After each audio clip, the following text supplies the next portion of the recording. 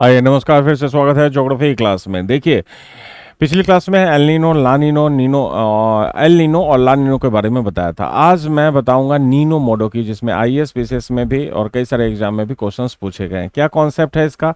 इसका मानसून से बहुत गहरा संबंध है, हमारे इंडिया से ही इसका गहरा संबंध है। पहले होता क्या है, पहले एल नीनो फिर से मैं आपको बता देता हूँ होता क्या है। देखिए, प्रशांत महासागर में ये जो जलधारा आप देख रहे हैं, जो वेस्ट टू ईस्ट चल रही है, देख रहे हैं ना, ये गर्म जलधारा होती है जिसका नाम है साउथ पैसिफिक इक्वाटोरियल करंट। ये कौन सी करंट है? हॉट करंट है, गर्म जलधारा है।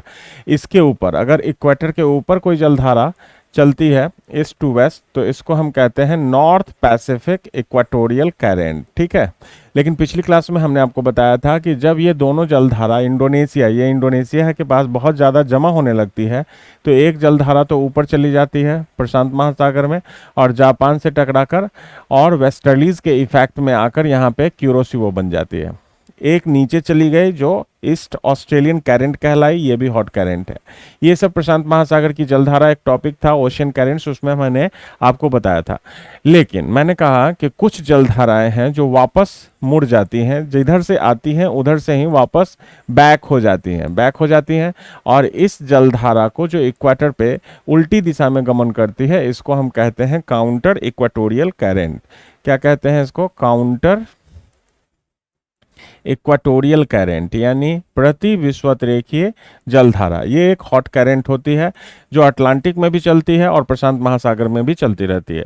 काउंटर इक्वाटोरियल करंट जब यहाँ पे आती है तो किसी किसी साल ये बहुत ज़्यादा मानसूनल चेंज के कारण या इक्वेटर पे बहुत ज़्यादा बारिश होने के कारण ये नीचे शिफ्ट होने लगती है इसका पानी, और जहाँ पे पहले पीरू करंट बहा करती थी वहाँ पे अब हॉट करंट हो जाती है। तो ये बन जाता है एल नीनो करंट, जिसको हमने एल नीना कहा था पिछली क्लास में।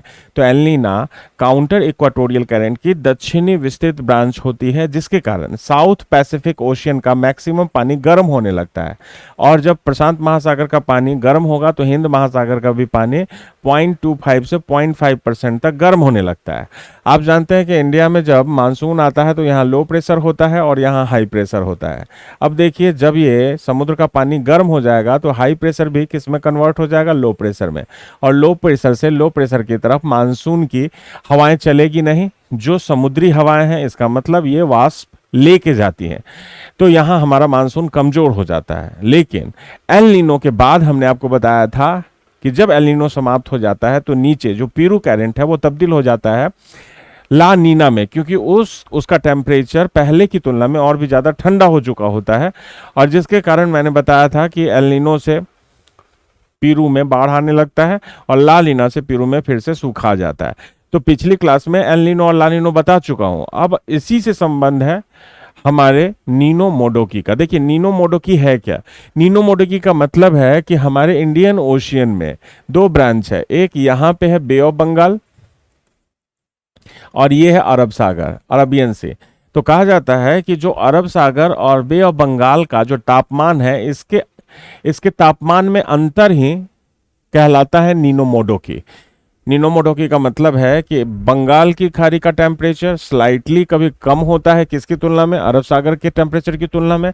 और कभी किसी वर्ष ऐसा देखा जाता है कि अरब सागर का टेम्परेचर बंगाल की खाड़ी की तुलना में कम हो जाता है।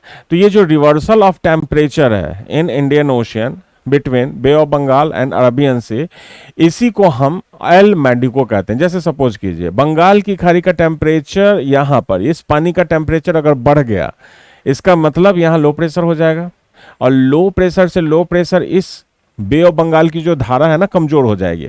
तो यहाँ अगर पानी गर्म हो गया, इसका मतलब है उड़ीसा में, बिहार में सूखा आ जाएगा, आसाम में सूखा आ जाएगा। तो अगर बे ऑफ बंगाल का टेम्परेचर स्लाइटली बढ़ गया तो बिहार में या फिर आंध्र प्रदेश में, ये जो ईस्टर्न इंडियन पार्ट है, यहाँ सूखा आ जाएगा। अगर उल्टा कर दें, अरब सागर में अगर टेम्परेचर बढ़ जाए तो इधर मुंबई में सूखा आ जाएगा, इधर राजस्थान, गुजरात, ये सब सूखाग्रस्त क्षेत्र हो जाएगा। तो कभी आप देखेंगे पूर्वी भारत में सूखा आ जाता है और कभी आप देखेंगे पश्चिमी भारत में सूखा आ जाता है। ये ऐसा इसलिए होता है क्योंकि कभी बे ऑफ बंगाल का टेम्परेचर स्लाइटली राइज हो जाता है अरब सागर की तुलना में, और कभी अरब सागर का टेम्परेचर स्लाइटली राइज हो जाता है किसकी तुलना में? बे ऑफ बंगाल की तुलना में।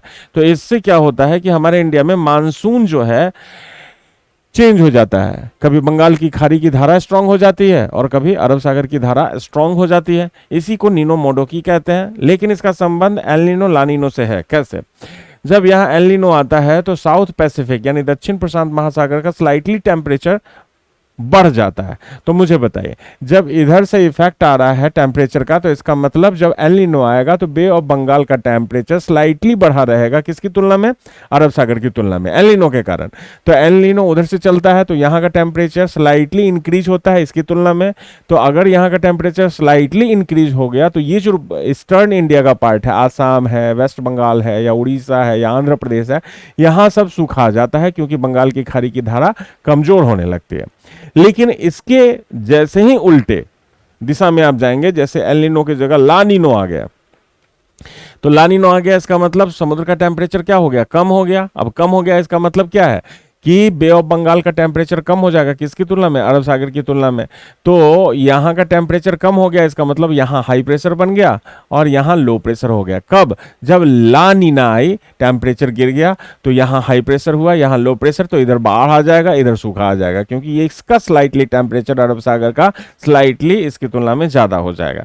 तो समझ रहे हैं ना, ये जो नीनो मोडोकी है ये रिवर्सल ऑफ टेम्परेचर है, reversal of temperature between the Arabian Sea and Bay of Bengal. ये स्लाइटली डिफरेंट होता है। किसके कारण होता है आप समझ गए। तो कभी एल नीनो आता है, कभी किसी वर्ष ला नीनो आता है। तो आप देखेंगे कभी बे ऑफ बंगाल की धारा स्ट्रांग हो जाती है और कभी देखेंगे अरब सागर की धारा स्ट्रांग हो जाती है। तो हमारे इंडिया में यही चलता रहता है, इसी को कहते हैं नीना मोडोकी। तो नीना मोडोकी यही है, बंगाल की खाड़ी का टेम्परेचर कभी अरब सागर की तुलना में ज़्यादा हो जाता है, कभी अरब सागर का टेम्परेचर बंगाल की खाड़ी की तुलना में ज़्यादा हो जाता है। तो इसी से हमारे इंडिया के वर्षा में थोड़ा सा अनियमितता हो जाती है, कहीं बाढ़ आ जाता है, कहीं सूखा आ जाता है। समझ गए ना। तो हाँ, थैंक यू वेरी मच। आज की क्लास यहीं समाप्त होती है।